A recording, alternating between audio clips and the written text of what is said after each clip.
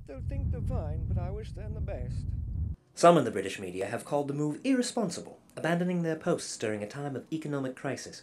However, a provision of parliamentary law prohibits peers from sitting in the House of Lords if they are subject of a bankruptcy restrictions order, which is true of all 10 members of the expedition. As to the purpose of the mission and the rationale behind sending a decuplet of Lords into the unknown, for now only Her Majesty the Queen and the Lord Speaker know for certain. One thing is clear: whenever the Lords reappear in the future, they will have already made history. Chris Chingling, London. Thank you, Chris. 10 members of the British House of Lords have leapt into the future using a new quantum acceleration device. Here to help understand the ramifications of this experiment is celebrated mad scientist and temporal expert Aloysius Cranium. Dr. Cranium, hello. I thought I told you never to use my first name. So you did. Dr. Cranium, you have publicly been very vocal in your opposition of this proposed experiment despite having conducted similar experiments yourself.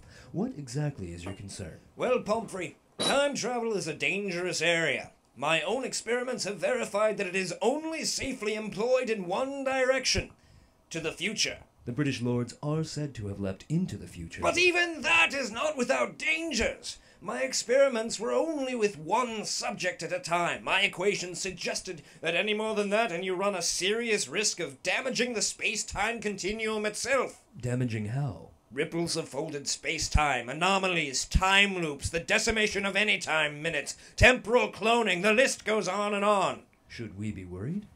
There's evidence it's already happening. For example, this interview has already aired 3 times now, even before we finished recording it. I thought it sounded familiar. Is there any danger? Mostly of confusion. Although there is a serious danger of people crashing into their own cars on the freeway. Thank you, Dr. Cranium. And for all of our listeners out there, please stay off the roads. You can hear this interview again 5 minutes ago.